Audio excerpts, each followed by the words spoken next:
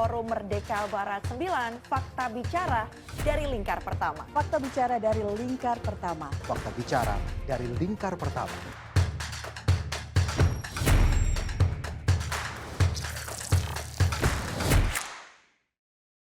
Fokus Group Discussion kali ini akan membahas penerapan indeks desa, indikator monitoring dana desa, dan diharapkan diskusi ini dapat melahirkan pokok-pokok pikiran dan pemahaman tentang bagaimana implementasi indeks desa tunggal serta memberikan informasi data secara akurat dan tepat, meningkatkan kerja redaksi dalam pembuatan konten.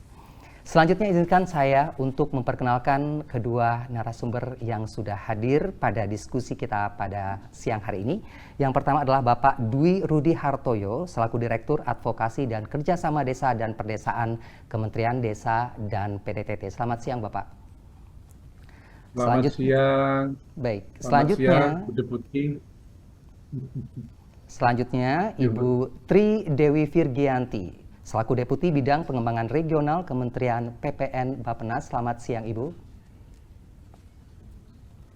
Terima kasih kepada kedua narasumber yang sudah hadir dan juga rekan-rekan media yang tentunya sudah menanti fokus grup discussion kita kali ini. Namun sebelum kita melanjutkan diskusi, saya akan berikan kesempatan terlebih dahulu untuk membuka FGD kita kali ini kepada Bapak Prabu Revolusi selaku Direktur Jenderal Informasi dan Komunikasi Publik Kementerian Komunikasi dan Informatika. Silakan Pak Prabu. Terima kasih Mas Roni atas kesempatannya, Bapak Ibu sekalian. Assalamualaikum warahmatullahi wabarakatuh. Om Swastiastu, Namo Buddhaya, salam kebajikan, salam sejahtera bagi kita sekalian. Yang saya hormati narasumber FGD FMB 9, Deputi Bidang Pengembangan Regional Kementerian PPN Bappenas, Ibu Tri Dewi Virgianti. Lalu juga kepada Bapak Direktur Advokasi dan Kerjasama Desa dan Perdesaan Kementerian Desa dan PDTT, Bapak Dwi Rudi Hartoyo. Juga Bapak Ibu para peserta FGD yang berbahagia. Bapak, Ibu, Saudara, rekan-rekan media yang saya hormati, selamat datang. Terima kasih telah berkumpul bersama kami pada hari yang istimewa ini. Sebelum kita memulai, mari kita aturkan rasa syukur kepada Tuhan Yang Maha Kuasa karena telah memberikan kita kesempatan untuk berkumpul di acara yang penting ini. Fokus Group Discussion ya dengan tema penerapan indeks desa, indikator monitoring dana desa. Hadirin yang saya hormati, sesuai agenda, kita di sini untuk merenungkan langkah besar ya yang telah kita ambil bersama dalam perjalanan pembangunan desa. Di bawah payung Undang-Undang Nomor 6 Tahun 2014 yang tadi sudah dijelaskan Mas Roni ya, sebuah tonggak monumental, dasar kuat untuk transformasi desa kita, mengantarkan kita pada era baru di mana kita bergerak dengan kecepatan dan efisiensi yang lebih besar menuju visi Indonesia Emas 2045. Data terbaru dari Kementerian Desa PDTT menunjukkan bahwa pengurangan jumlah desa sangat tertinggal dari 13.453 menjadi 4.850 desa, jadi sangat signifikan. Sedangkan jumlah desa tertinggal berkurang dari 33.592 desa menjadi 7.154 desa. Ini adalah testimoni nyata dari apa yang bisa kita capai ketika komitmen terhadap pembangunan desa itu diperkuat. Nah, era kepemimpinan Presiden Jokowi telah menandai keberlanjutan transformasi ini dengan pengenalan indeks desa. Diluncurkan pada 4 Maret 2024, kalau kita ingat ya, indeks ini adalah alat ukur yang telah kita nantikan untuk mengukur kemajuan kita dengan lebih akurat. Nah, mulai tahun 2025, indeks desa akan terintegrasi ke dalam RPJPN 2025-2045, mengukur setidaknya 6 dimensi penting ya, Bapak Ibu sekalian. Yang pertama adalah layanan dasar, sosial ekonomi, lingkungan, aksesibilitas, dan tata kelola pemerintah desa ya, tata kelola pemerintah desa. Ini bukan hanya tentang memonitor, tapi intinya tentang bagaimana menciptakan desa yang lebih mandiri dan juga lebih maju. Nah, hadirin yang berbahagia, FGD ini bukan hanya sebuah forum diskusi, tapi sebuah platform kolaboratif ya, di mana rekan-rekan media dapat memperoleh pemahaman yang komprehensif dan juga yang paling penting mendalam tentang indeks desa ini. Nah, melalui forum ini kita harapkan dapat menghasilkan narasi yang akan menginformasikan dan juga menginspirasi masyarakat tentang langkah-langkah kita semua dalam memajukan desa. Nah, sebelum kita membuka diskusi, izinkan saya mengucapkan selamat berdialog dan juga berinovasi. Ya, semoga pertemuan kita hari ini menghasilkan wawasan yang memperkaya dan mendorong lebih banyak lagi aksi nyata. Sekali lagi terima kasih sudah hadir. Salam hangat untuk kita semua, salam sehat juga untuk semua, dan semoga pertemuan ini membawa banyak manfaat. Wassalamualaikum warahmatullahi wabarakatuh. Om Swastiastu, Namo Buddhaya, salam kebajikan, salam sejahtera. Terima kasih pada Bapak Prabu Revolusi selaku Direktur Jenderal Informasi dan Komunikasi Publik Kementerian Komunikasi dan Digital. Saya ralat tadi sedikit Pak Prabu, izin karena ini nomenklatur baru sehingga tentu kita harus perkenalkan juga karena tadi juga dalam pengantar saya juga sempat menyebutkan bagaimana nantinya rencana revaluasi ke 100 hari ke depan untuk nantinya kemajuan desa yang nantinya akan memberikan manfaat terhadap kemajuan ekonomi Indonesia. Baik, terima kasih sekali lagi kepada Pak Prabu. Kita akan langsung saja tanpa menunggu waktu lama kita mendengarkan pemaparan dari kedua narasumber kita. Yang pertama kita akan berikan kesempatan terlebih dahulu kepada Bapak Dwi Rudi Hartoyo selaku Direktur Advokasi dan Kerjasama Desa dan Perdesaan Kementerian Desa dan PDITT. Yang nanti tentu kita berharap semuanya dari rekan media ingin tahu seperti apa karena nantinya indeks desa ini akan menjadi parameter ataupun indikator termasuk juga nantinya ingin dijelaskan mungkin lebih lanjut terkait dengan kategorisasinya yang untuk memberikan landasan informasi buat kita semua untuk mengetahui mengapa parameter tersebut bisa dipergunakan nanti dalam indeks desa yang akan digunakan dalam tahun 2025. Silakan kepada Bapak Dwi Rudi Hartoyo, saya persilakan. Baik, Assalamualaikum warahmatullahi wabarakatuh. Selamat siang dan salam sejahtera untuk kita semuanya. Harusnya moderator ini kebalik ini. Saya harus minta izin dulu sama Ibu Deputi ini. Apa boleh Bu, saya mendahului Ibu Deputi ini atau Ibu dulu? Silakan Pak, sesuai urutan tadi Pak. Silakan Pak, nggak apa-apa. Nggak apa-apa. Ya, baik.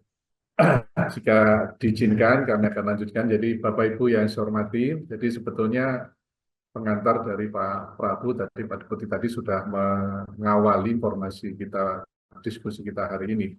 Jadi memang terkait dengan penyiapan data ini sebetulnya saya dengan timnya Ibu Deputi, Bu Virgi, melalui Pak Tobu dan teman-teman dari Sekretariat Negara kemarin sama PMK maupun juga dari BPS, kita sama-sama untuk menyiapkan terkait dengan implementasi dari indeks desa ini.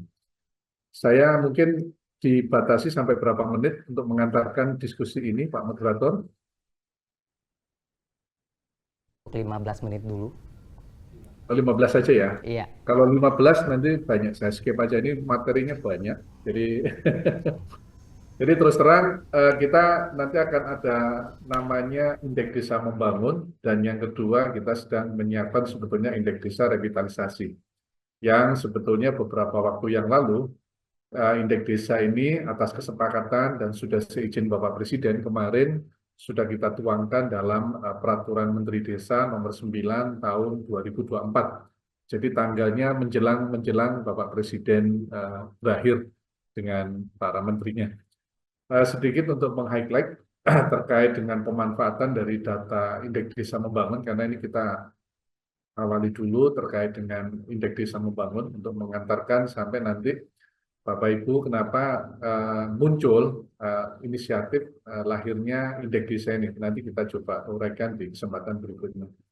Jadi kalau kita sampaikan terkait dengan manfaat data desa awal terkait dengan indeks desa membangun, kita bisa melakukan identifikasi data desa itu sendiri. Jadi tadi yang digambarkan oleh Pak Prabu sebetulnya salah satu manfaat kita bisa mengetahui capaian dan kemajuan dari desa-desa yang ada di Indonesia.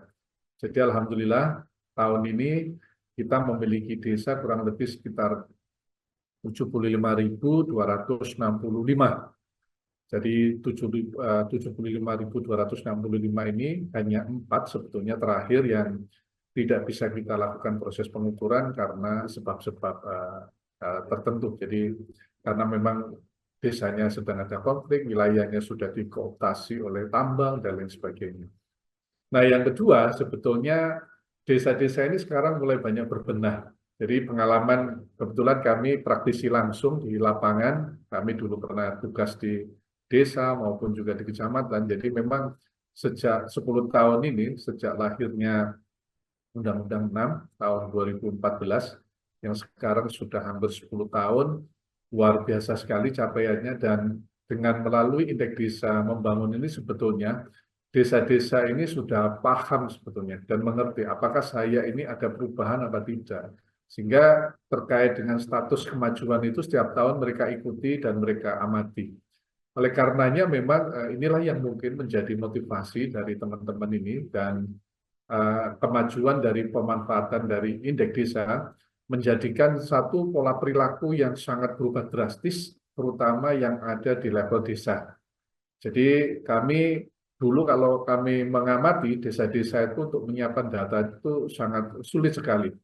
Nah, sekarang kita sudah sangat dimudahkan dengan adanya para perangkat desa yang didampingi nanti oleh para pendamping kami ini sekarang sudah mulai melakukan data-data, sehingga penguatan data untuk level mikro ini sangat berarti, dan inilah yang sebetulnya nanti bisa kita jadikan tolak ukur untuk menentukan status terkait dengan kemajuan dan kemandirian dari desa itu sendiri. Kemudian yang kedua, sebetulnya IDM ini juga sekarang bisa mempengaruhi pola-pola perencanaan, apalagi sekarang dengan adanya dana desa, kemudian yang kedua ada ADD, maupun sumber-sumber pendapatan desa yang lainnya, sehingga rekomendasi dari kegiatan-kegiatan yang belum ditangani untuk di level skala desa juga menjadi kewenangan dan menjadikan alokasi untuk afirmasi yang level skala desa bisa dilakukan.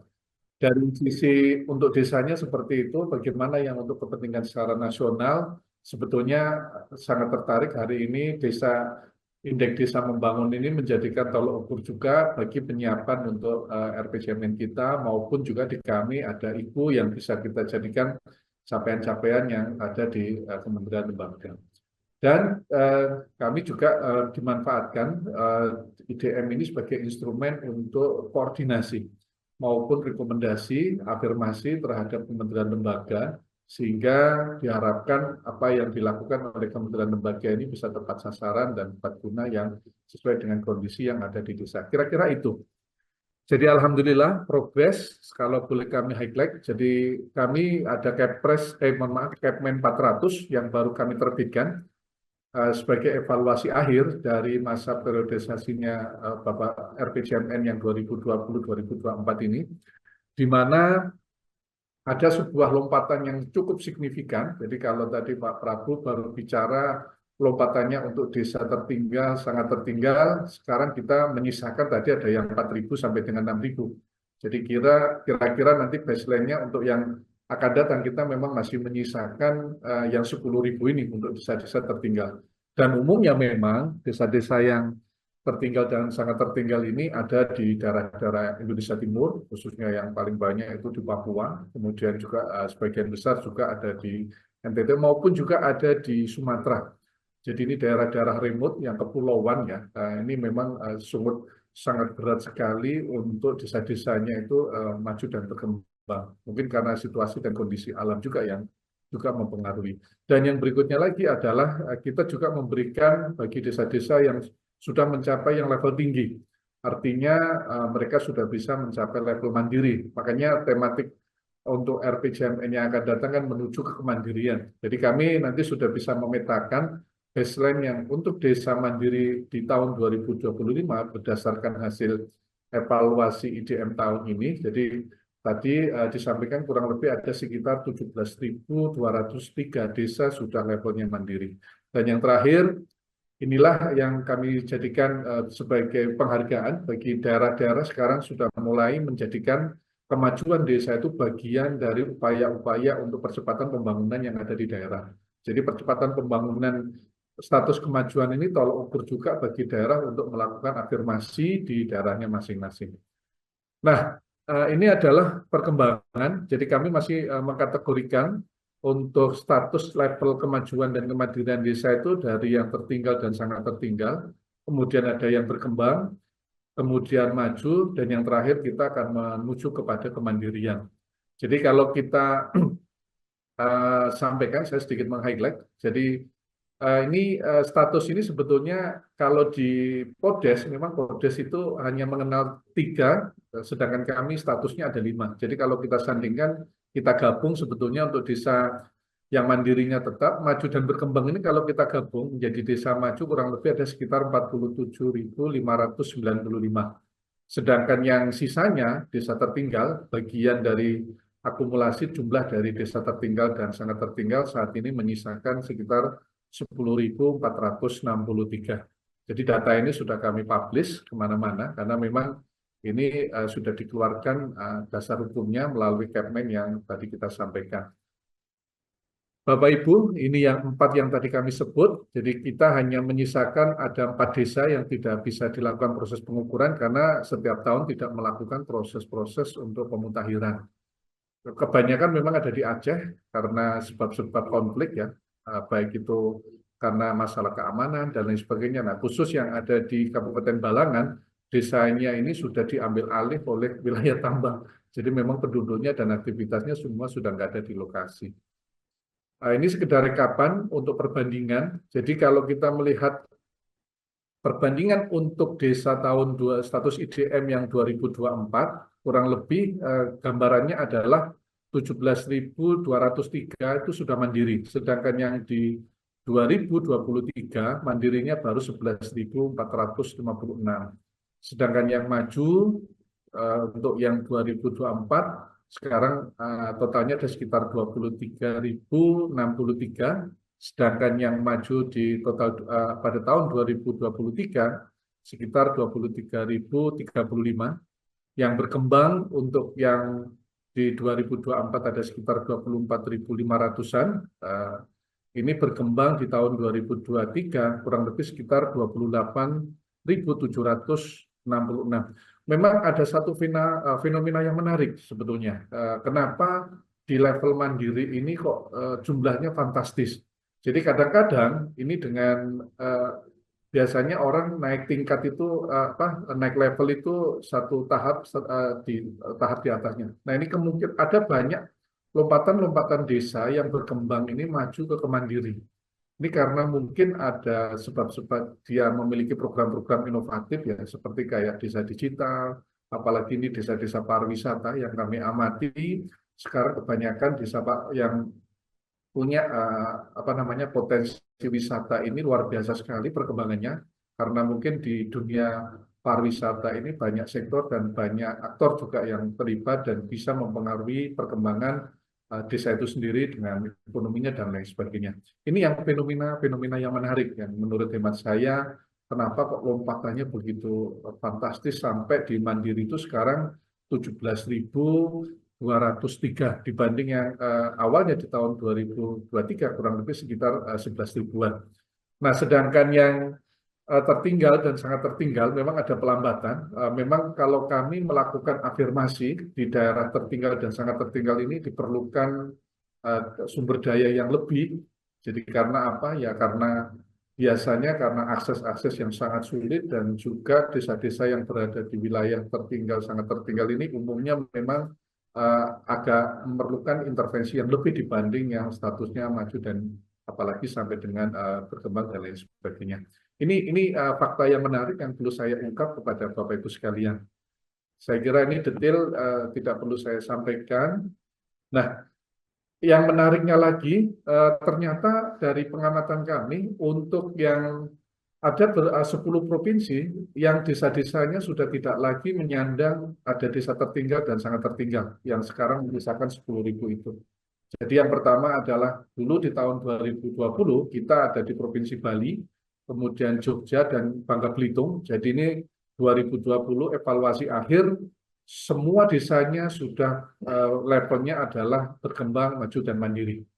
Disusul kemudian berikutnya tahun 2021 Jawa Timur, ini kita tetapkan dengan Kepmen 77 tahun 2021. Menyusul berikutnya adalah tahun 2002 adalah Jawa Barat. kemudian yang 2023 Riau dan Kepulauan Riau, dan yang terakhir kami roadshow kemarin untuk mengecek sekali lagi provinsi-provinsi ini. Ternyata kita mendapatkan di tahun 2024 ini Kalimantan, khususnya Kalimantan Barat dan Kalimantan Selatan ini sudah tidak ada lagi desa tertinggal dan sangat tertinggalnya, maupun juga di Nusa Tenggara. Bahkan kami kemarin di Malang juga sudah meluncing kabupaten semuanya sudah mandiri.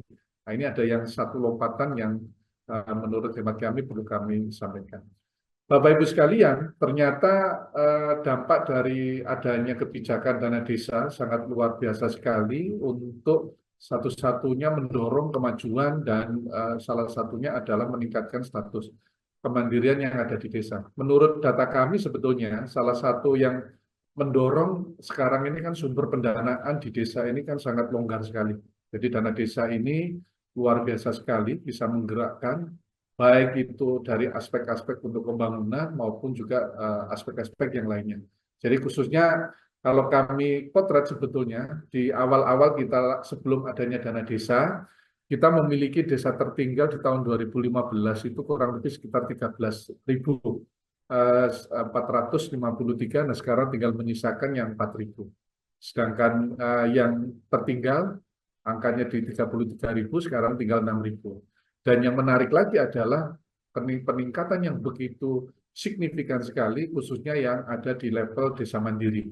Jadi mandiri ini awal baseline di 2015 kita hanya memiliki sekitar 174 desa, nah sekarang sudah mencapai sekitar 17.203. Ini fenomena-fenomena yang kami sampaikan di kesempatan diskusi kita dengan masih menggunakan indeks desa membangun dengan kita menggunakan 3 dimensi. Yang pertama adalah ketahanan sosial, ekonomi, maupun juga yang lingkungan.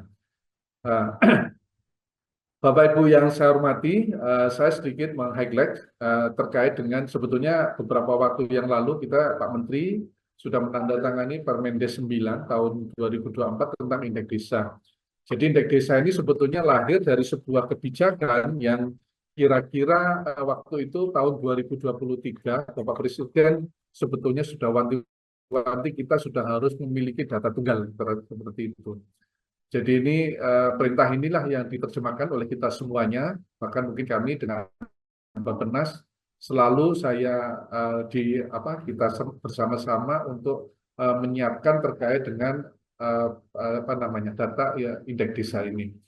Dan proses ini sudah kami ikuti terus. Jadi kalau kami sampaikan apa perbedaan dari yang dari indeks desa membangun maupun yang indeks desa, sebetulnya dari sisi variabelnya kita memang ada penambahan 3 variabel. Jadi yang pertama adalah variabel untuk dimensi layanan dasar. Dulu di IDM kita belum ada. Jadi artinya sekarang akses untuk menuju pendidikan dan lain sebagainya kita jadikan menjadi instrumen dimensi yang ada di dalam indeks desa. Sedangkan yang sosial, ekonomi, dan lingkungan masih tetap menggunakan yang IDM.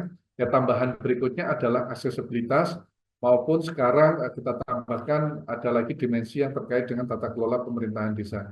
Jadi sekarang kita sudah memiliki 6 dimensi. Kategorinya masih tetap, kami kemarin masih sepakat menggunakan 5 kategori untuk mengukur status kemajuan desa. Pemanfaatannya saya pikir semakin akan kita perluas, di samping untuk indeks desa, untuk perencanaan nasional maupun daerah, demikian juga untuk salah satu instrumen untuk mengalokasikan dana desa. Jadi setiap tahun kami keluarkan status kemajuan ini bagian dari formulasi dari teman-teman Kementerian Keuangan untuk memberikan perhitungan alokasi dana desa ke desa-desa di Indonesia.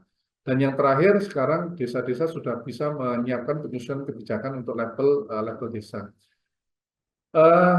Bapak Ibu, ini yang komponen indeks desa. Jadi dari 6 dimensi itu sebetulnya kita ada sekitar 48 indikator, di mana untuk yang layanan dasar itu ada 16 indikator, mulai kita bicara dengan subdimensinya akses pendidikan, kita ukur dari PAUD, SD, SMP, dan SMA, dan lain sebagainya. Kemudian yang berikutnya lagi ada namanya subdimensi untuk kesehatan, kita bicara terkait dengan layanan baik itu untuk kesehatan, kemudian posyandu maupun tenaga kesehatannya.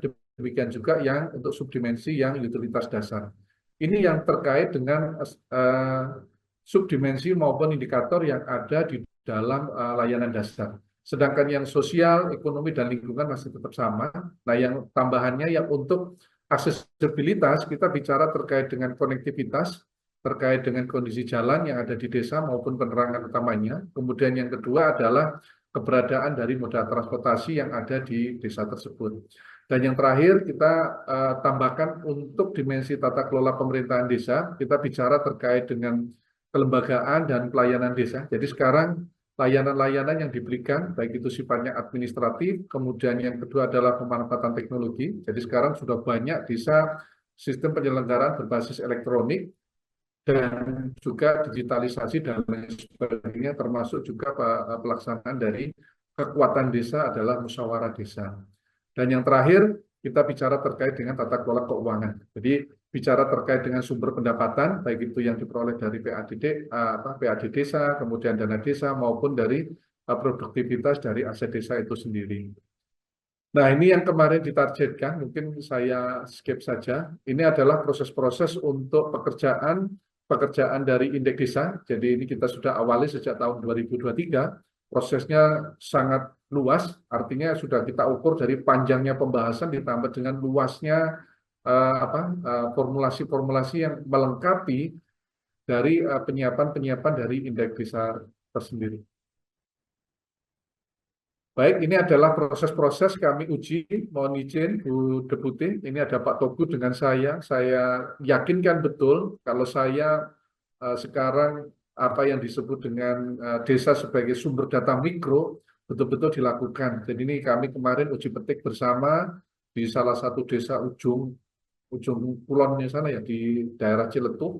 Jadi saya pastikan proses-proses untuk menginput data IDM ini tidak subjektivitas dari para perangkat desa saja, tetapi ada keterlibatan juga dari pihak lain, termasuk juga dimusyawarahkan oleh desa itu sendiri.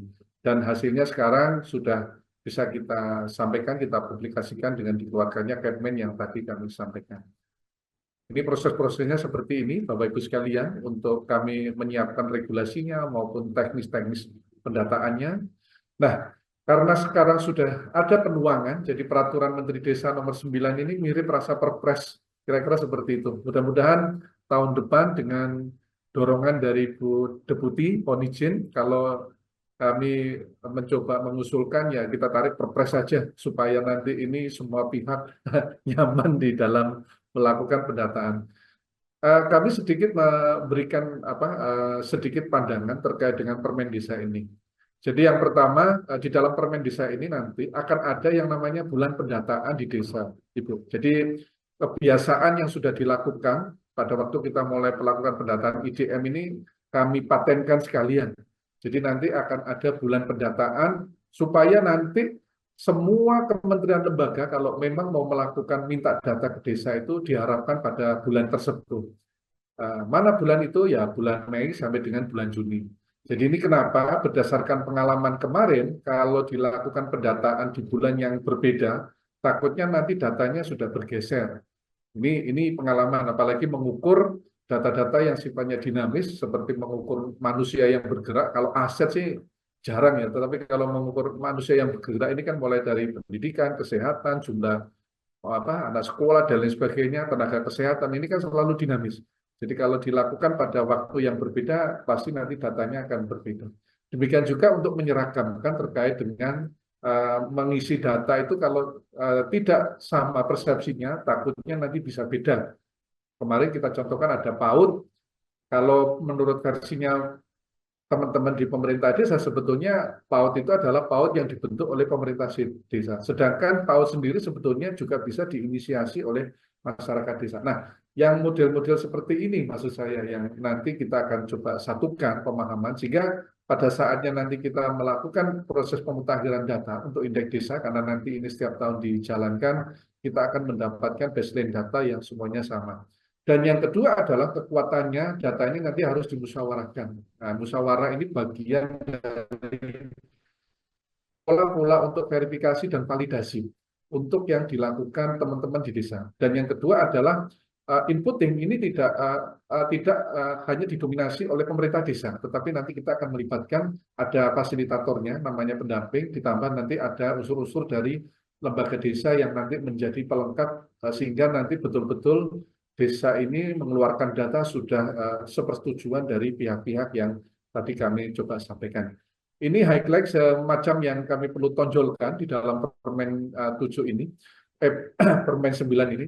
Kemudian yang kedua, kami juga bisa membuka ruang kepada kementerian lembaga. Kalau memang mau meminta, kepingin juga mencari data, kita juga bisa buka ruang di dalam pelaksanaan pendataan kita ini. Karena kita mau lakukan pendataan secara serentak.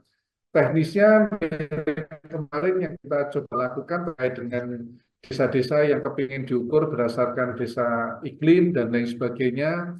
Makanya di dalam pelaksanaan pendataan ini kita lakukan ada perencanaan, kemudian juga ada pelaksanaannya maupun juga pemantauan dan evaluasinya. Jadi perencanaan ini adalah kita bicara terkait dengan identifikasi kebutuhan isu data atau mulai dari desa dan pedesaan yang diperlukan. Kalau indeks desa sudah pasti, mereka akan setiap tahun mengisi. Namun demikian, barangkali dari KL lain mungkin kepingin juga menempelkan permintaan data ke desa bisa juga dilakukan pada fase-fase nanti kita perencanaan dari kegiatan indeks desa ini. Izin Kemudian Pak, yang kedua, Pak Dwi Rudi, izin Bapak. Ya, saya mungkin akan tahan sampai di situ terlebih dahulu karena mungkin waktunya kita akan berikan kesempatan selanjutnya kepada Ibu Tri Dewi Virgianti selaku Deputi Bidang Pengembangan Regional Kementerian PPN dan Bappenas yang akan memberikan pemaparan lebih lanjut. Silakan kepada Ibu Virgi. Baik, terima kasih Pak Mas Roni ya. Mohon maaf, suara saya terdengar ya? Terdengar baik, Ibu. Baik, terima kasih. Mohon maaf Pak Dwi, saya dipotong oleh moderator sebenarnya, bukan oleh saya. Siap. Mohon izin ya Pak Dwi, siap. Yes. Baik, terima kasih.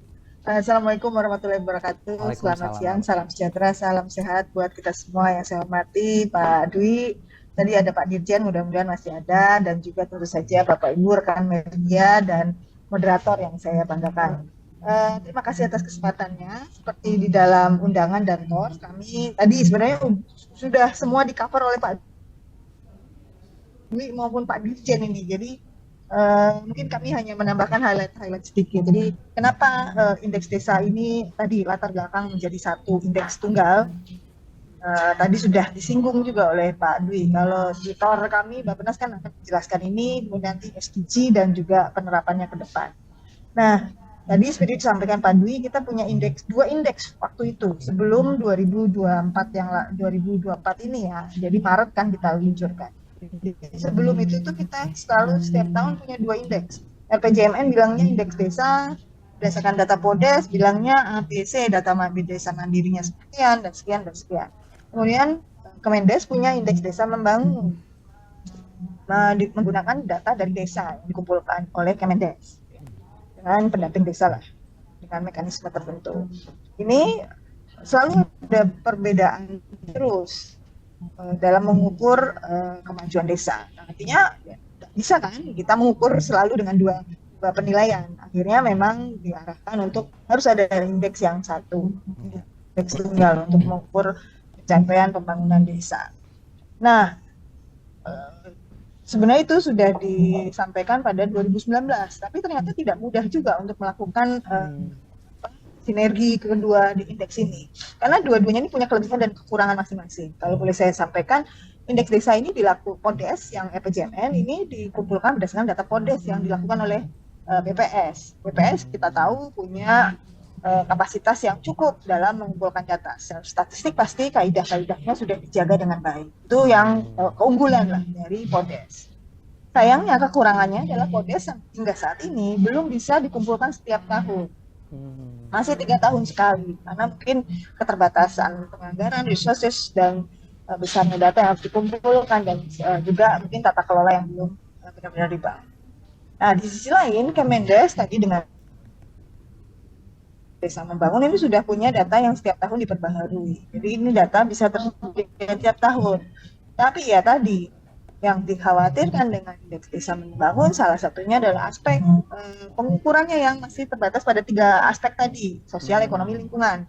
Ya, nah, padahal untuk mengukur capaian pembangunan ya tidak hanya itu, ada layanan dasar yang harus diukur, aksesnya desa itu bagaimana, termasuk tata kelola keuangan desa yang juga harus diukur. Nah, akhirnya ya ini satu-satunya lagi adalah statistik yang harus dijaga dalam pengukuran, karena bagaimanapun kita harus menjaga objektivitas dari pengukuran kinerja tadi. Kalau Kemendes kan adalah sektor desanya, adalah sektor yang bertanggung jawab terhadap kinerja desa gitu ya. Nah, kalau dia juga yang mengukur, independensinya ini harus benar-benar dijaga supaya tidak ada subjektivitas dalam pengukuran kinerja tadi. Nah, ini kelebihan dan kekurangan. Akhirnya berdasarkan diskusi yang cukup panjang 2019 sampai 2023 ini terus bersama tidak hanya Bappenas, ada Kementerian tentunya Kemendes, kemudian Sekretariat Kabinet, Kemenko PMK, Kementerian Dalam Negeri, Kementerian Keuangan, dan BPS. Kami mencoba mendiskusikan, akhirnya ketemu. Sementara ini kita sepakati kita menggunakan indeks desa. Nyebutnya sekarang ini indeks desa dengan 6 lanjut aja dengan 6 dimensi: layanan dasar, sosial ekonomi, lingkungan, aksesibilitas, dan tata kelola desa. Akhirnya kita luncurkan pada 4 Maret kemarin. Jadi itu yang kenapa kemudian kita menggunakan ini. Tentu saja indeks desa ini namanya manusia. Kesempurnaan itu mungkin hal yang agak mustahil. Artinya memang kita harus terus-menerus mereview apakah indeks desa ini sudah tepat dan seterusnya. Karena mungkin pasti akan ada dinamika-dinamika yang tetap harus kita ukur gitu ya, harus kita adopsi juga dalam pengukuran indeks desa. Salah satunya adalah misalnya nanti kita dalam menjaga pengumpulan data yang adanya sesuai dengan kondisinya di data. Itu ya. Kemudian cara pengumpulan data yang sesuai dengan kaidah statistik dan seterusnya. Artinya kita menggunakan ini, ya, tapi kita harus terus perbaiki cara mengumpulkannya, dan mungkin nanti ada aspek-aspek lain yang mungkin di masa depan harus kita adopsi sebagai salah satu indikatornya dan sebagainya. Itu yang tetap harus kita jaga. Tapi kita sudah sepakat bahwa kita akan menggunakan satu indeks ini, yaitu indeks desa berdasarkan data dari yang dikumpulkan dari desa ke desa. Ke depan mungkin masih ada hal-hal yang terus kita perbaiki ke depan. Ini sudah kita sepakati, kemudian kita luncurkan 2025. Tahun ini sebenarnya adalah tahun menguji coba, ya. Tahun pertama, karena tahun pertama indeks desa ini disepakati menjadi satu. Nah, mudah-mudahan tadi hasilnya baru kita lihat sekarang nih Pak Dwi, sayangnya gitu ya, saya sendiri baru lihat sekarang. Mudah-mudahan nanti ke depan kita bisa share bagaimana hasil pengukuran tahun ini, sehingga kita sudah yakin menggunakan indeks desa ini secara berkelanjutan ke depan, sehingga tadi usulan Pak Dwi misalnya untuk menjadikan ini Perpres sehingga menjadi acuan kita bersama bisa benar-benar kita dukung. Nah, terkait dengan pengukuran data di tingkat desa juga kalau di TOR, salah satu pertanyaannya adalah bagaimana dengan SDG desa yang juga sudah dilakukan pengukurannya oleh teman-teman di Kemendes. Nah, ini juga kami berharap sebenarnya ya, SDG desa ini juga salah satu sumber data gitu ya yang sudah diinisiasi oleh Kemendes PDRT saat ini. Namun hingga saat ini kami memang masih belum bisa sama dengan hasil pengukuran indeks desa pada 2024 ini. Mungkin nanti mulai, karena prinsip dari satu data Indonesia, jadi kita punya program satu data Indonesia, prinsipnya adalah salah satunya interoperability, jadi bisa diinteroperasikan dengan data-data lainnya, sehingga satuannya, satuan wilayah dan sebagainya itu bisa comparable begitu ya, dioperasikan bersama. Yang satu lagi adalah data sharing yang sesuai dengan kewenangannya. Nah, data sharing ini mungkin perlu terus diperkuat di indeks desa maupun di SDG desa, sehingga kami bisa sama-sama menggunakan data. Kita tidak perlu mengumpulkan data sendiri gitu ya. Itu salah satu prinsip di satu data Indonesia, supaya kemudian kami bisa mewakilkan data-data ini untuk perencanaan pembangunan desa maupun perencanaan pembangunan secara keseluruhan dengan lebih baik. Jadi ini yang mungkin nanti kita lihat bersama. SDG desa juga perlu kemudian diselaraskan dengan SDG di tingkat nasional, ya, karena definisi operasionalnya harus sama, bisnis proses dan semuanya juga harus sesuai, sehingga interoperability dan data sharing data-data ini bisa dilakukan dengan baik. Mungkin kemudian pertanyaan terakhir di dalam TOR, mohon maaf ini loncat-loncat karena memang seperti itu ya. Satu lagi adalah mendorong tadi, kita kan ingin menuju desa yang mandiri. Tentu saja desa mandiri itu sangat akan dipengaruhi salah satunya bagaimana desa membangun ekonominya. Nah, memang ada ide ataupun ada konsep industrialisasi desa. Kami di Bappenas juga sudah melakukan kajian dan rencana kajian khususnya memang ini sudah menjadi wacana kita bagaimana mendorong ekonomi yang lebih besar tapi bersumber di desa tanpa mengubah desanya menjadi kota. Nah, artinya memang kita perlu mengidentifikasi ekonomi apa, komoditas apa, atau kegiatan industri apa yang memang pas untuk lokasi kawasan di desa dengan karakter desa. Tentu saja akan banyak bertumbuh pada komoditas lokal, misalnya pangan, perikanan, tambang, dan juga hal-hal lain yang memang lebih banyak pada sumber daya alam ataupun pada skill yang memang sebenarnya ada di desa, misalnya pengrajin dan sebagainya. Nah, tentu saja kita perlu melihat diversifikasi ekonomi di pedesaan harus makin diperkaya. Kalaupun pertanian mungkin tidak hanya padi, jagung dan hal-hal komoditas konvensional, tapi kita harus cari komoditas yang baru atau minimal adalah komoditas yang punya proses hilirisasi yang nilai tambahnya besar. Ya, contohnya kelapa. Kelapa ini belum kita eksplor secara baik gitu ya, rantai nilai berikutnya. Sebagai kelapa mungkin kita sudah konsumsi banyak, tapi kelapa sebagai mungkin bahan untuk misalnya kosmetik atau untuk obat ataupun untuk bahan produk-produk lain ini belum benar-benar dihilirisasi di Indonesia dengan kuat gitu ya.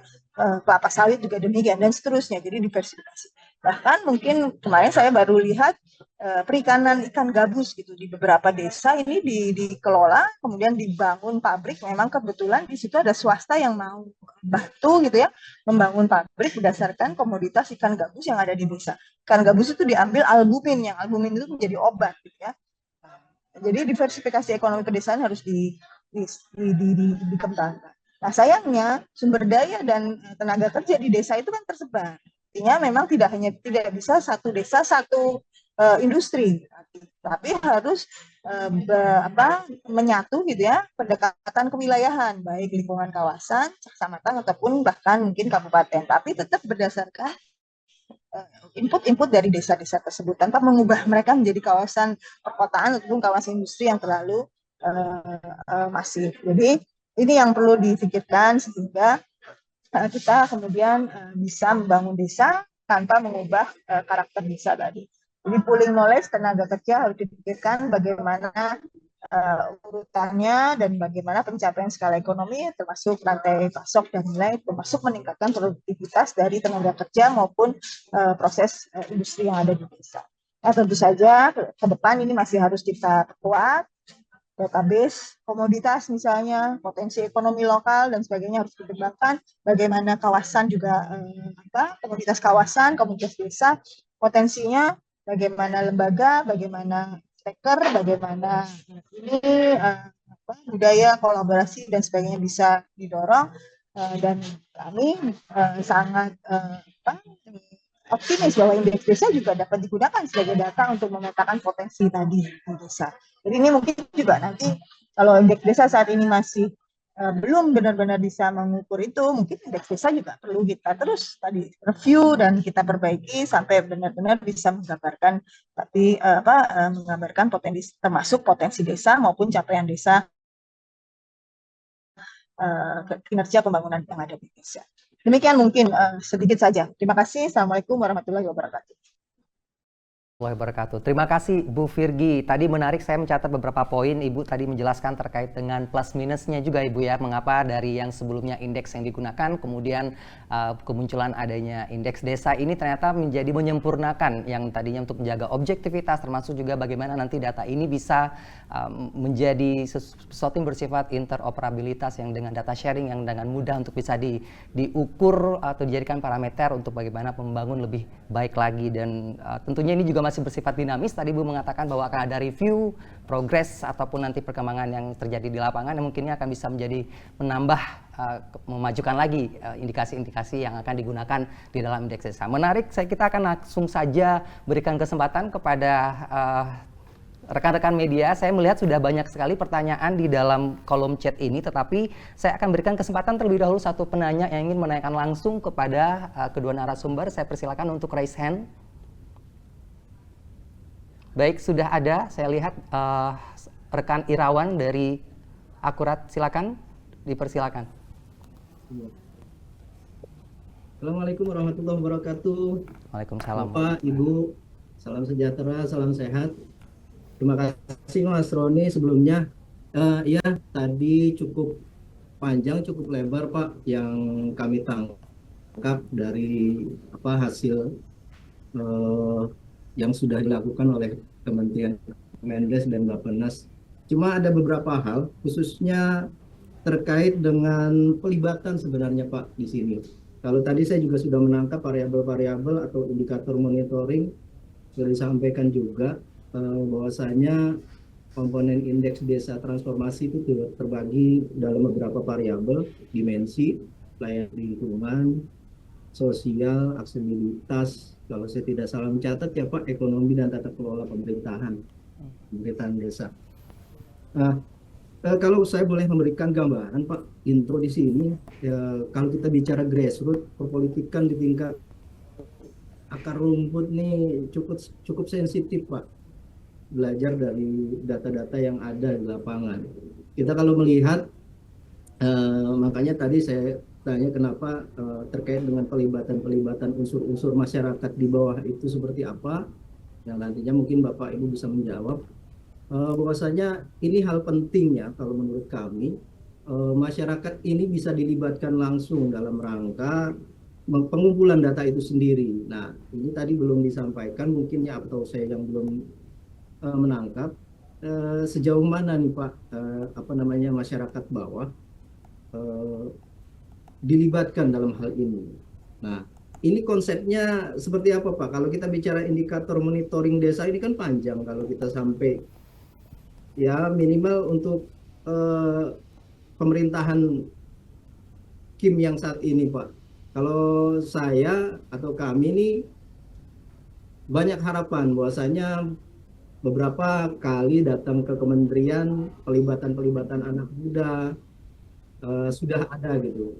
Ya, ada harapan juga bahwasanya dengan wamen yang masih muda ini, energi, mudah-mudahan lebih gongnya atau gerakannya lebih cepat Pak.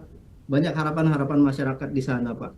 Nah, tadi terkait dengan pelibatan itu, nanti konsep yang akan dilakukan oleh Kemendes sendiri yang tadi bahwasanya ini menjadi sebuah kerjaannya Kemendesa nih Pak,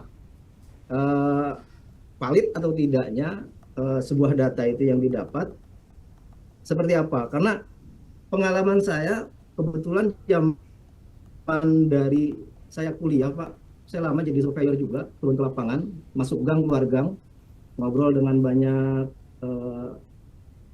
responden, bahwasanya ada hal-hal yang mereka mereka harapkan bahwasanya pemerintah langsung. Nah, ini menjadi gambaran bahwasanya ada ketidakpercayaan dengan kepengurusan di tingkat dasar nih Pak, di tingkat rumput itu sendiri. Nah ini nanti akan bersambung. Nah, sejauh mana itu konsep yang akan dijalankan oleh Kementerian Bappenas, Kementerian Desa itu sendiri Pak. Nah, terkait dengan bulan pendataan yang tadi Ibu juga sampaikan bahwasanya ini akan seperti apa nantinya pelibatan masyarakat terkait dengan pendataan ini dihubungkan dengan validitas itu nantinya. Mungkin itu dulu Pak. Saya ingin kami ingin mengetahui konsep apa sih yang akan diusung, lalu pelibatan masyarakat di tingkat bawahnya itu sejauh mana nanti akan dilibatkan. Mungkin itu dulu Pak. Baik. Terima kasih. Baik, terima kasih. Waalaikumsalam warahmatullahi wabarakatuh. Terima kasih rekan Irawan dari akurat.co.id. Iya, betul. Ya, saya langsung berikan kesempatan Bu Virgi terlebih dahulu Ibu. Untuk tadi kalau kita lihat pertanyaannya kurang lebih menanyakan terkait dengan pelibatan dari masyarakat yang paling bawah ini nantinya untuk bagaimana data tersebut di collect seperti itu untuk nantinya valid atau tidaknya, untuk bagaimana nanti setelah terkumpul menjadi sebuah parameter untuk di indeks desa tersebut akan digunakan. Mungkin di sini lebih ke teknis sepertinya. Bu Virgi, saya persilakan terlebih dahulu. Ya, tepat sekali, sebenarnya itu teknis ya. Jadi mungkin teknis pengumpulan datanya ini Kemendes ini yang lebih paham. Tapi prinsipnya memang data itu tadi yang sebaiknya kan diproduksi di desa sendiri. Jadi desanya tahu desa seperti apa data mereka sendiri, jadi feedback juga terhadap program yang ada di desa, APBDes, RPJMDes dan sebagainya.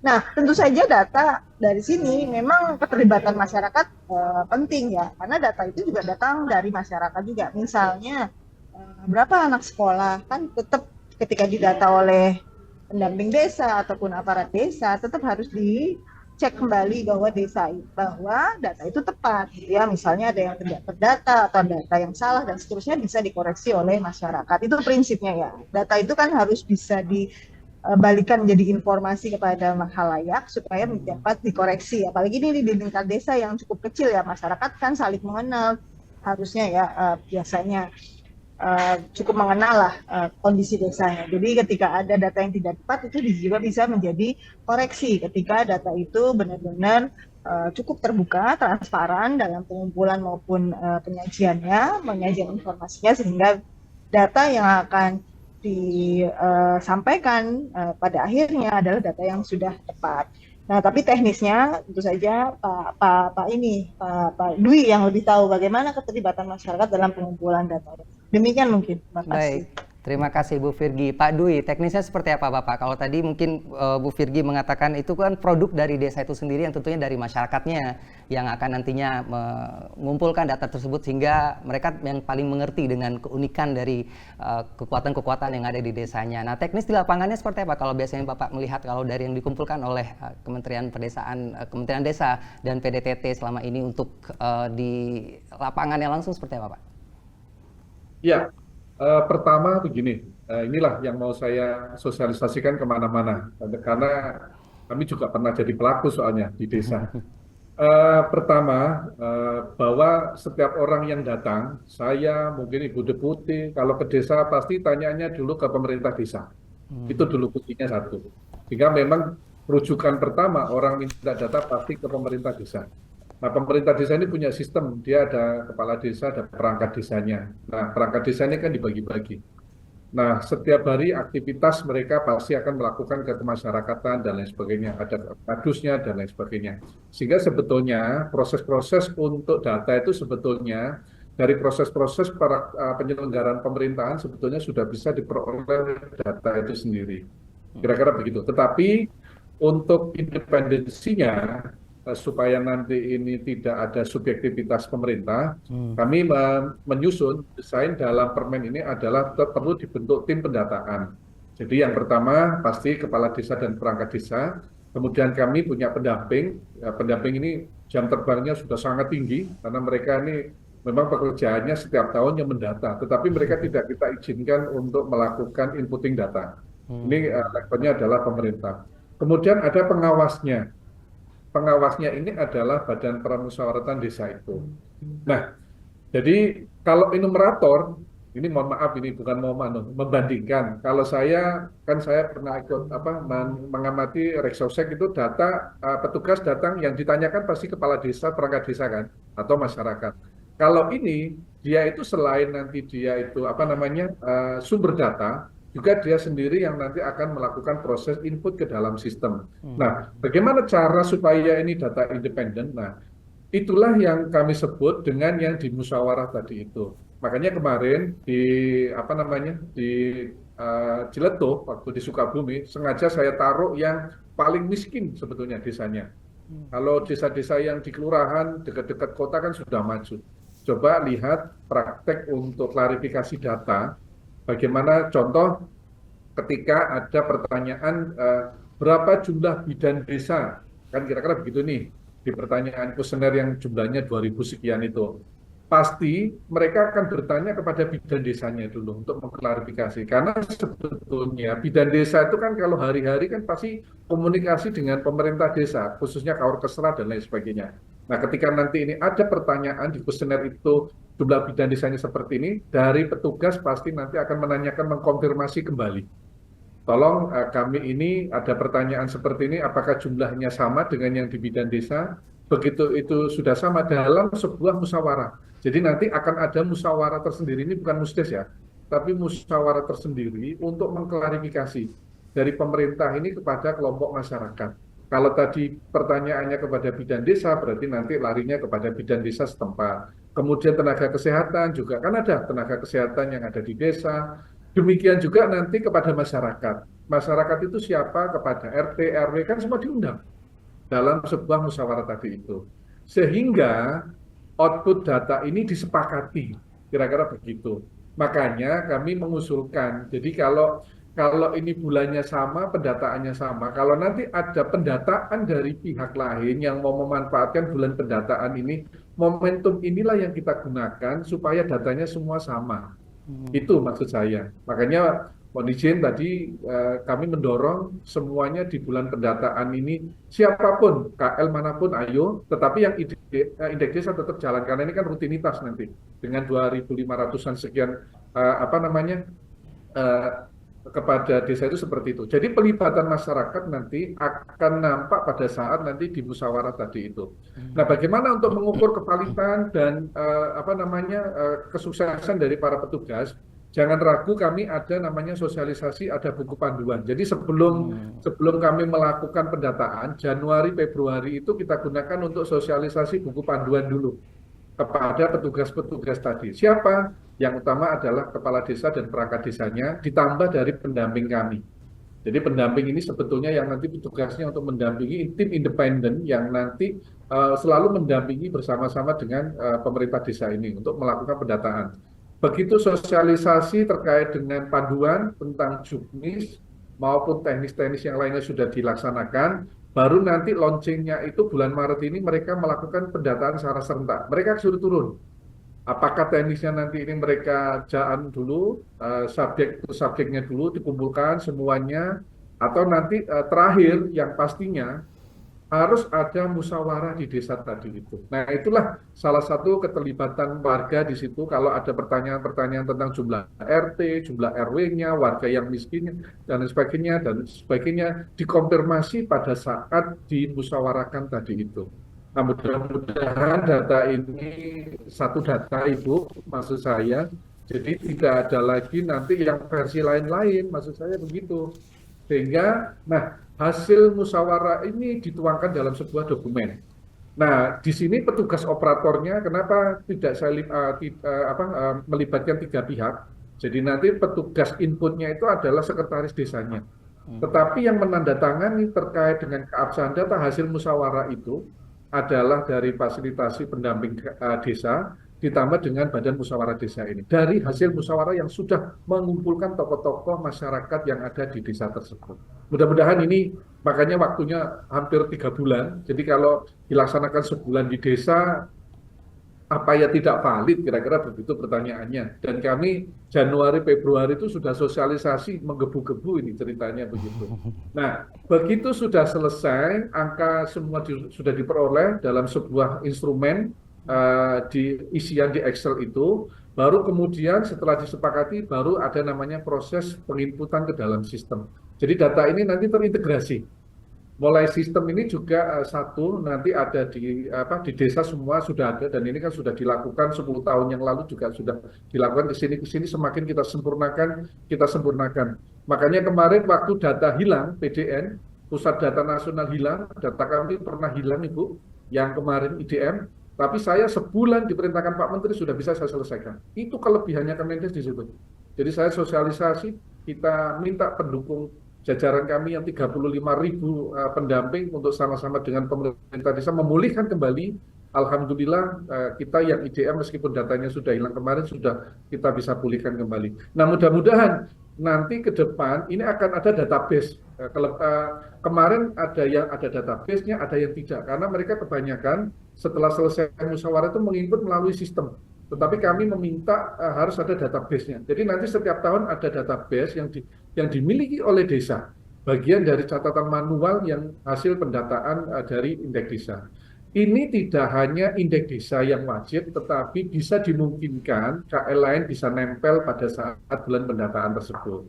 Kira-kira begitu. Jadi apakah pertanyaannya ini belum objektivitas? Ya Bapak lah yang menilai. Saya nanti takutnya kalau saya menyampaikan seperti ini, kesannya kok bagaimana begitu. Tetapi itu yang kami coba sempurnakan terus, sehingga begitu nanti ini data sudah selesai di level desa, nanti ada lagi verifikasi yang kedua. Di level kecamatan itu dibentuk nanti yang namanya tim verifikasi validasi tingkat kecamatan. Apa tugasnya? Memantau data. Ketika ada data-data anomali, masih dimungkinkan. Jadi contoh, ini hanya masalah teknis ya, penulisan angka 10, nggak tahunya ngetiknya 10 kan titik 00 bisa 100, bisa 1000 dan lain sebagainya. Ketika muncul data-data seperti itu sebetulnya di sistem sudah ada. Dan ini tugasnya kecamatan untuk memonitor sekali lagi. Karena apa? Rentang yang paling dekat desa itu adalah kecamatan. Kira-kira seperti itu. Jadi yang model-model anomali data-data yang dari desa yang masih ada dijumpai, dikembalikan lagi kepada desa. Jadi semua input perbaikan tidak ada di kecamatan. Jadi semua akan dikembalikan lagi kepada sumber datanya, yaitu di desa. Kira-kira begitu. Kalau nanti ini ada data-data yang dianggap anomali dan lain sebagainya. Ketika nanti ini sudah selesai, Pak Camat sudah membentuk tim, ada namanya tim verifikasi validasi tingkat kecamatan. Saya berharap juga BPS juga kalau ada di kecamatan juga diikutkan, kira-kira begitu. Dan sebetulnya kan tetap, jadi semua instrumen yang ada di kecamatan nanti akan juga tetapi yang menandatangani sebetulnya hanya dua, yaitu tim pendataan ini, kemudian yang kedua ada tim pendamping kami. Jadi pendamping kami akan selalu mengikuti setiap hasil inputan maupun pelaporan yang sudah dilakukan mulai dari desa, kecamatan, kabupaten, sampai dengan provinsi. Kalau nanti Pak Camat ini sudah selesai, dia akan menuangkan berita acara kembali, dia punya database lagi untuk rekapannya, baru kemudian dilaporkan kepada tingkat kabupaten. Nah, itulah yang kami sebut dengan pendataan secara berjenjang. Jadi mudah-mudahan nanti bagaimana kalau terjadi lagi, ditemukan, masih ada anomali data ini contoh, di level kabupaten. Kabupaten pun tidak saya izinkan untuk melakukan perbaikan. Dia harus kembalikan lagi ke desa. Jadi nanti akan ada pemberitahuan, camatnya ditembusi, camat juga diberitahu bahwa ini masih ada data yang disangsikan terkait dengan penginputan yang dilaporkan oleh Pak Camat. Dan kalau ini kesepakatannya seperti itu, sudah betul-betul disepakati, nanti dikembalikan lagi kepada input data siapa ya, pemerintah desa itu sendiri. Jadi yang bisa melakukan editing segala macam semuanya, kalaupun nanti sampai dengan di pusat, seandainya nanti di pusat masih diragukan dan ini disepakati, kami kembalikan lagi data ini kepada desa sebagai desa sumber data mikro yang ada di level desa. Jadi saya kira itu kenapa waktunya kita spare hampir dengan 3 bulan. Mudah-mudahan pengalaman saya kemarin dan tahun ini sudah kami lakukan seperti itu. Mudah-mudahan ini yang ideal, mudah-mudahan. Tetapi kalau nanti ini belum ideal, ya saya kira di forum ini kami sangat senang sekali diberikan saran masukan, terutama kalau hanya untuk teknis pendataan, insya Allah mungkin kami bisa bertanggungjawabkan. Tetapi kalau masalah kaidah untuk statistik dan lain sebagainya, kami memang banyak melibatkan sebetulnya pada saat nanti di level kabupaten. Jadi kabupaten itu sebetulnya ada tim namanya verifikasi kabupaten yang sebetulnya kami di samping dengan Bapeda nanti kami libatkan, ada juga dinas PMD-nya, sebetulnya BPS juga terlibat di situ. Sehingga data ini sebetulnya open source, terbuka untuk dilakukan evaluasi ketika pada fase-fase pendataan ini masih ada yang kurang dan perlu diperbaiki. Mumpung ini masih bulan pendataan, silakan direkomendasikan untuk dikembalikan lagi kepada sumber datanya.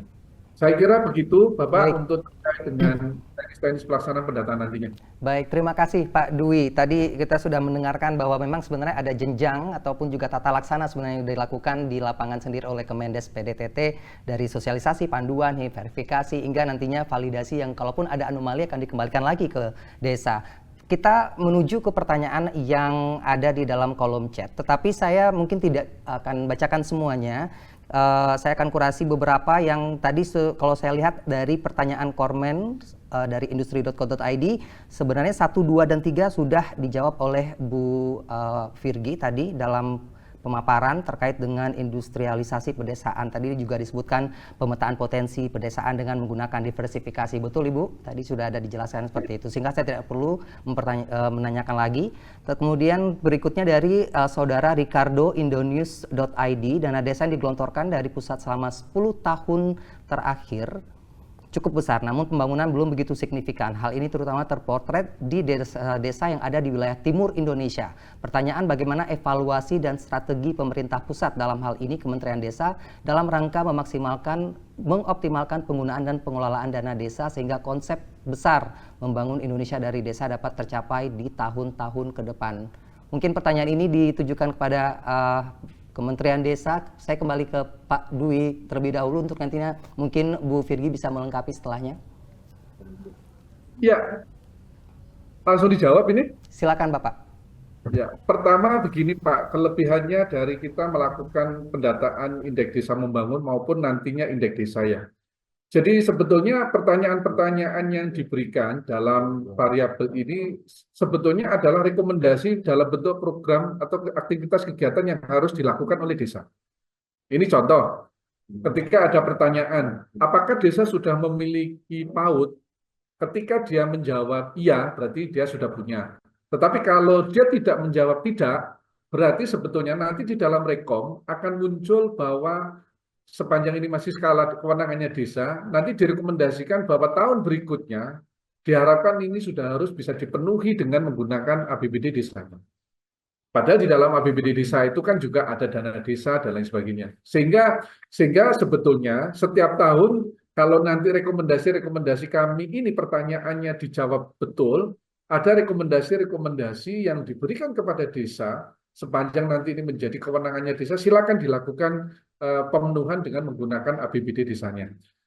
Tetapi kalau nanti ini kewenangannya sudah di supradesanya, di atasnya, nah inilah yang mungkin nanti menjadi, makanya kenapa tadi kemanfaatan dari hasil penginputan ini bagian juga dari upaya-upaya untuk perencanaan pembangunan, baik itu yang ada di desa, di kabupaten, maupun juga di pusat.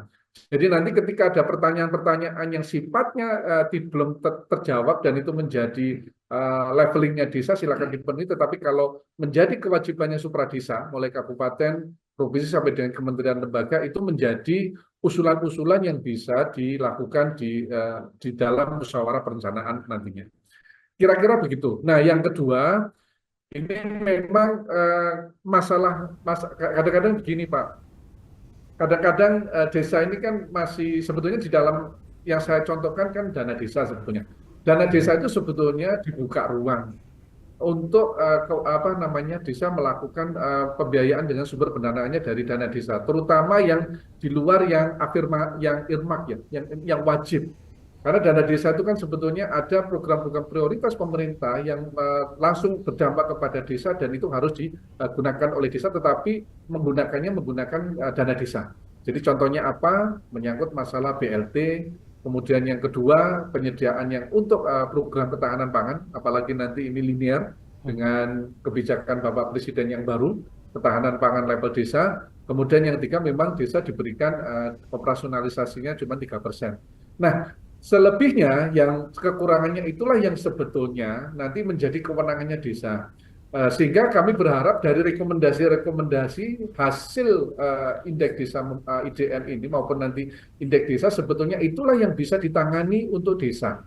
Dengan dia punya sekitar hampir 50% lebih sebetulnya uang yang bersumber dari dana desa. Bagaimana kalau sumbernya ada yang dari PAD yang lainnya dan lain sebagainya, silakan. Itu yang kami contohkan sehingga ketika nanti ini proses desa untuk membangun, contohnya tadi yang mungkin dicontohkan sama Ibu Deputi terkait dengan industrialisasi di pedesaan, kami sangat setuju. Jadi ini kan juga menyangkut masalah potensi desa. Jadi kalau memang nanti ini ada dari industrialisasi level desa yang bisa ditangani dalam skala desa, saya pikir ini menjadi sebuah rekomendasi yang bagus nanti untuk desa juga bisa berkontribusi sehingga tadi pembangunan di desa ini bisa dilaksanakan sesuai dengan pembangunan desa itu sendiri. Kemudian yang berikutnya lagi terkait dengan status saya mencatat ini ada beberapa status kemajuan desa. Jadi eh, kenapa kami sekarang mengarahkan ini kan transformasi ini semua desa itu sebetulnya kalau bisa ya menuju ke yang lebih bagus. Contohnya begitu. Desa tertinggal sangat tertinggal, kemudian diharapkannya menuju ke yang berkembang, berkembang menuju ke yang maju. Demikian juga nanti terakhir adalah mandiri. Kemandirian desa itu yang sebetulnya kita harapkan nantinya ke depan seperti itu. Karena apa? Dengan kemandirian sebetulnya desa-desa itu pasti nanti pengaruhnya ke arah kebijakannya.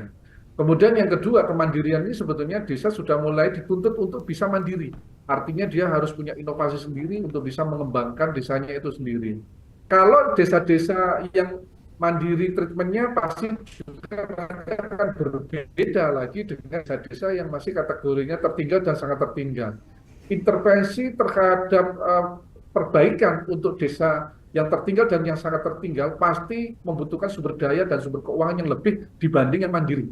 Karena yang saya contohkan tadi, desa-desa yang masih levelnya di daerah-daerah kepulauan dan lain sebagainya, membangun jalan untuk akses-akses di desa-desa yang remote di kepulauan dengan desa-desa daratan yang normal, pasti pembiayaannya jauh lebih besar yang di remote. Saya kira mungkin seperti itu. Jadi sebetulnya ini bukan masalah gengsi ya. Sebetulnya penetapan status kemajuan dan kemandirian desa itu nanti lebih menekankan kepada treatment seperti apa yang nanti dilakukan ketika desa itu sekarang ini levelnya baru tertinggal dan sangat tertinggal, dengan yang mandiri itu pasti akan berbeda-beda. Saya kira mungkin itu Pak, bisa saya sampaikan. Terima kasih Pak Dwi. Saya rasa mungkin akan saya lanjutkan dengan pertanyaan berikutnya dari Saudara Rizal dari Bisnis Indonesia. Saya mungkin akan lempar pertanyaan ini kepada Bu Virgi. Adakah target dari kementerian tentang level indeks desa tertentu yang harus dicapai oleh desa-desa di Indonesia? Mungkin arahnya lebih ke dengan adanya 6 indikator atau dimensi ini, Bu Virgi. Seperti apa? Apakah ada target yang dengan di dimensi pertama mungkin akan harus memiliki apa dan lain sebagainya? Silakan Bu. Baik, tadi yang diukur adalah jadi ada 6 dimensi, tapi ada 5 tingkatan desa. Tadi sangat tertinggal, berkembang, maju, dan mandiri. Kalau kami, tentu saja kami melihatnya secara makro ya. Nanti detail-detailnya harus kita lihat kembali. Jadi kalau secara makro, target kita di tahun 2045. Jadi kita kan punya rencana Indonesia Emas itu yang 2045 ya. Salah satu indikatornya adalah desa mandiri. Desa mandiri kemarin data dengan yang kita punya itu baru 4%. Tahun 2025 ini, 2024-2025 ini sekitar 4%. Tapi makanya ini kita harus evaluasi lagi yang tuh 2024 tadi kan baru masuk Pak.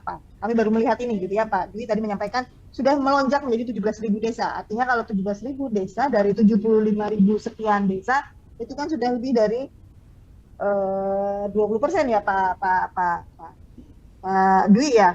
Ya, 20% Bu, pertahanan pangan. Nah, 20% kurang lebih lah. Artinya melonjak tinggi banget. Padahal seingat saya, target kita di RPJPN itu sekitar 14% kalau nggak salah. Artinya kita harus review kembali nih.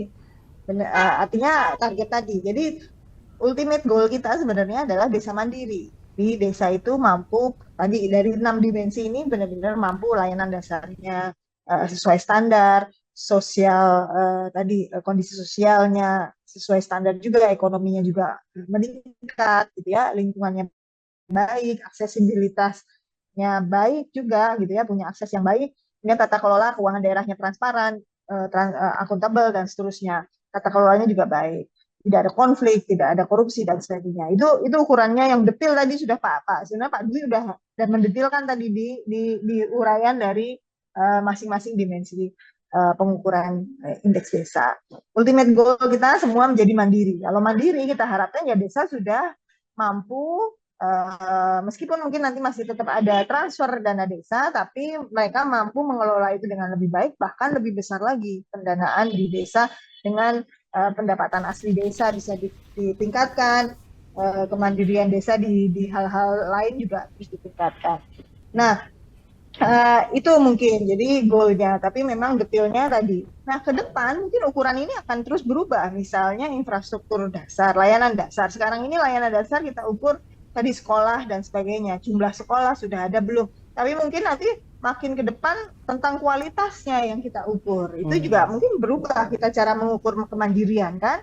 Tidak hanya jumlah, tapi apakah kualitasnya baik. Berapa anak sekolah di situ, berapa persen yang sudah sekolah, berapa persen yang belum.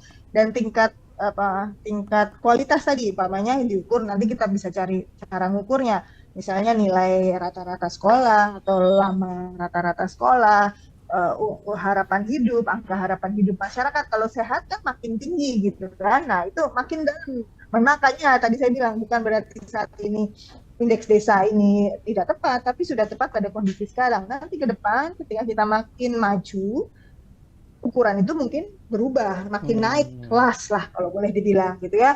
Misalnya tadi saya contohkan kesehatan, pendidikan, bisa saja infrastruktur dasar atau jalan pun tadinya jalan segini cukup, sudah kita anggap mandiri atau baik, maju, berkembang, tapi pada saat tertentu ketika makin maju kitanya jalan itu harus lebih berkualitas, entah lebar, entah panjang, entah jaringannya bertambah misalnya. Ya hal itu terus akan pasti cara kita mengukur kita kalau kita makin maju pasti akan berbeda karena kita ingin mencapai yang lebih baik lagi kan, bukan stagnan di situ gitu. Itu yang mungkin perlu tetap dijadikan pemikiran kita bahwa kita akan menuju ke hal terus yang lebih baik, tidak berhenti pada saat semua sudah mandiri terus ya sudah selesai, enggak. Pasti kita akan menuju yang lebih baik lagi, standar-standar yang lebih tinggi lagi. Demikian mungkin. Baik. Bu Virgi, sebelumnya tapi saya ingin lebih elaborasi lagi ini. Dengan tadi Ibu menyampaikan detail terkait di dimensi 6 dimensi ini ketika nanti perubahan dari kualitas atau kuantitas untuk menjadi nanti diukur kualitas dari setiap dimensi tersebut, apakah ada probabilitas nantinya setelah indeks desa ini diimplementasikan, ini akan memungkinkan ada perubahan konfigurasi nanti dari mereka yang tadinya desa berkembang menjadi maju atau mungkin turun seperti itu, apa yang probabilitas ya, itu sangat terjadi? Mungkin, sangat mungkin. Jadi tapi kan kita tidak bisa serta-merta terus desa ini sudah mandiri terus kita evaluasi di tahun depan karena kita mengukurnya beda kita sebut dia sudah terbelakang lagi sangat tertinggal lagi, nggak bisa. Kita harus menyampaikan informasi dengan tepat. Artinya berdasarkan pengukuran tahun 2024 sekarang ini umpamanya yang tadi disampaikan oleh Pak Dwi, kita punya IDM 2023. Kemudian di IDE 2024 kan berubah. Tadi ada desa yang tadinya diukur sebagai mandiri, ternyata posisinya maju, gitu ya. Posisinya maju, baru maju, belum mandiri, itu kan. Nah, harus ditampilkan tabel seperti Pak Dwi saya sampaikan bahwa berdasarkan IDM 2023 dia memang mandiri, tapi berdasarkan pengukuran di IDE yang lebih lengkap dengan IDE 2024 ternyata dia posisinya ada maju. Dari 11.000 ternyata ada 5 yang kurang tepat, kurang tepat. 5 yang berubah statusnya dengan menggunakan ID 2024. Nah itu mungkin sama nanti pada saat lagi itu akan terjadi. Tapi ya kita sampaikan apa adanya. Berdasarkan ini tapi kita melakukan perbaikan atau peningkatan kualitas cara mengukur sehingga posisi ini. Tapi memang goal kemarin sudah tercapai. Tapi goal ultimate berikutnya ya memang harus masih kita kerjakan. Jadi begitu, itu biasa terjadi dalam pengukuran pembangunan. Tiap periode pasti kita melakukan evaluasi cara indikator itu diukur. Contohnya di saya kemarin itu air minum. Kemarin itu air minum kita anggap sumur itu nggak masalah, kita anggap sebagai akses yang baik. Tapi ke depan akses itu harusnya perpipaan. Nah, kan berubah gitu ya. Kita berapa persen yang sumur, berapa persen yang perpipaan. Ke depan nanti harusnya 100% perpipaan di desa maupun di kota, terutama di kota. Nah itu kan berarti beda. Nanti kita mengukurnya terhadap goal yang lebih baik lagi. Jadi itu biasa terjadi di cara kita mengukur pembangunan karena pembangunan kita harus maju terus ke depan. Betul. Terima kasih. Baik, terima kasih Bu Virgi. Sangat dinamis sekali ya. Memang tentunya akan untuk demi kemajuan tentunya akan ada yang diperhatikan lebih lanjut. Mungkin terkait dengan pertanyaan ini pertanyaan terakhir yang akan saya ajukan dari Fajarel Koran Rakyat Merdeka yang menanyakan terkait dengan memanfaatkan digitalisasi. Nah, ini juga mungkin kaitannya ketika Bu Virgi tadi mengatakan terkait perubahan-perubahan yang mungkin akan bersifat dinamis nantinya dalam melakukan pengukuran sebuah desa. Digitalisasi ini akan seperti apa nanti dimanfaatkan dalam dilakukan oleh Kemendes PDTT dalam melakukan pengukuran ataupun melakukan parameter terhadap nantinya indeks desa ini. Saya ke Pak Dwi terlebih dahulu, nanti mungkin akan dilanjutkan dengan pertanyaan yang sama oleh Bu Virgi. Pak Dwi, silakan, singkat saja. Jadi begini Pak, sekarang tadi saya mempertegas kembali, jadi evaluasi memang dilakukan terus, demikian juga evaluasi terkait juga dengan pengukuran.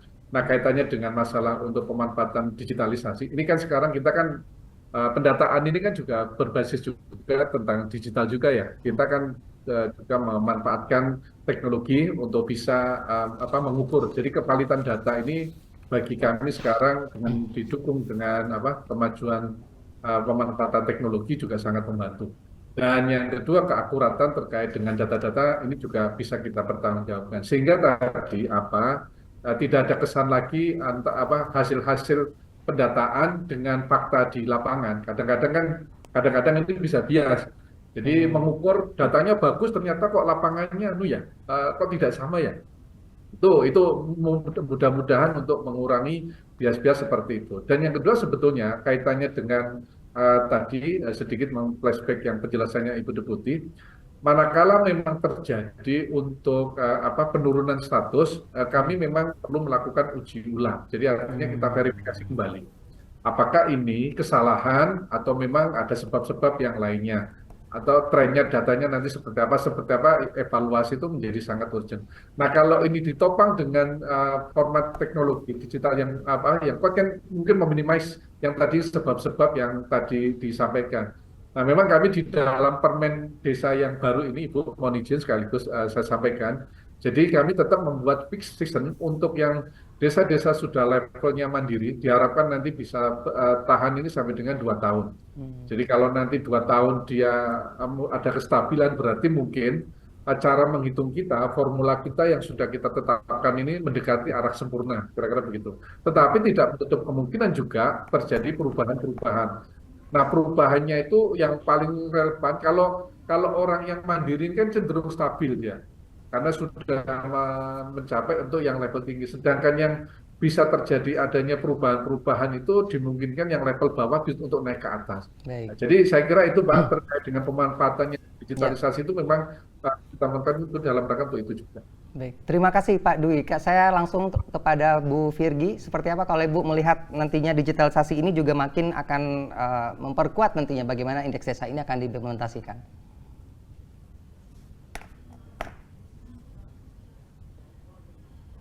Iya, tentu saja digitalisasi itu sudah suatu sesuatu kebutuhan kita ya untuk makin maju dan sampai ke tingkat desa, bahkan sampai ke tingkat yang lebih kecil lagi gitu ya. Tadi salah satunya tentu saja membangun indeks desanya lebih efisien. Kita nggak perlu datang ke desanya, sudah bisa langsung melakukan forum verifikasi lah atau forum pengumpulan datanya tanpa kita atau Pak Dwi harus ke desanya kan. Itu menggunakan teknologi tentu saja. Kemudian banyak hal sebenarnya dengan digitalisasi. Ya masyarakat bisa e-commerce langsung dari desa. Kalau industrialisasi terjadi ya tentu saja digitalisasi ini juga perlu karena membangun pabrik di industri di wilayah desa ya tentu saja perlu dukungan konektivitas. Konektivitasnya tidak hanya konektivitas fisik tapi juga konektivitas digital yang sangat penting. Dalam kaitannya ini dengan dana desa juga, contohnya sekarang ini pelatihan aparat desa dan pelatihan masyarakat desa yang dilakukan oleh Kemendes dan Kemendagri itu menggunakan platform digital. Karena kita nggak mungkin melakukan pelatihan untuk 75.000 desa, kali mungkin pesertanya bisa 5 sampai 10 orang, 5 sampai 10, berarti berapa ratusan ribu orang gitu yang harus dilatih kan gitu ya, ditingkatkan kapasitas. Tadi salah satunya kenapa peningkatan kapasitas ini penting, karena salah satunya tadi sudah disampaikan oleh beberapa penanya bahwa dana desa sudah banyak sekali yang digelontorkan, tapi di beberapa desa terbukti juga tadi yang sangat tertinggal juga masih banyak bahwa penggunaan dana desa belum tepat, belum dirasakan manfaatnya. Karena apa? Salah satunya tentu saja karena kapasitas, baik kapasitas aparat desa dalam menggunakan dana APBD dan dana desa maupun masyarakat dalam memberikan masukan gitu ya, bahwa mereka punya hak untuk memberikan masukan, bahwa mereka punya musyawarah desa sebagai forum untuk melakukan perencanaan dengan baik, untuk koreksi terhadap pemerintah desa. Nah, itu perlu dilakukan pelatihan.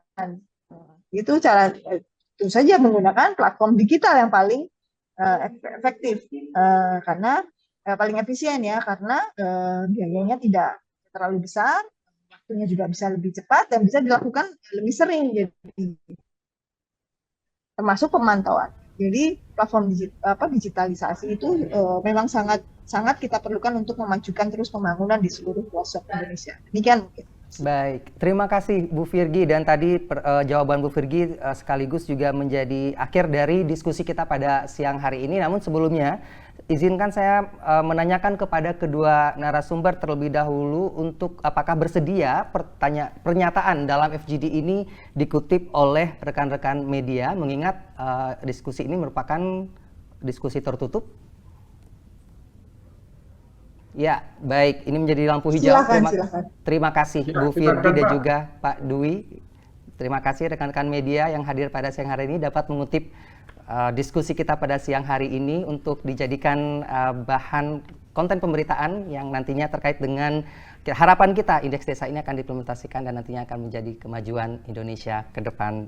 Terima kasih sekali lagi rekan media dan juga kedua narasumber yang sudah hadir yang begitu komprehensif memberikan pemaparan tadi, dan juga terima kasih Pak Dirjen Pak Bu Revolusi tadi juga sudah hadir membuka diskusi kita pada siang hari ini. Saya Roni Satria, kita undur diri dulu. Terima kasih atas perhatiannya. Kita sampai jumpa forum diskusi forum Focus Group Discussion Forum Merdeka Barat 9 Fakta Bicara dari Lingkar Pertama. Sampai jumpa.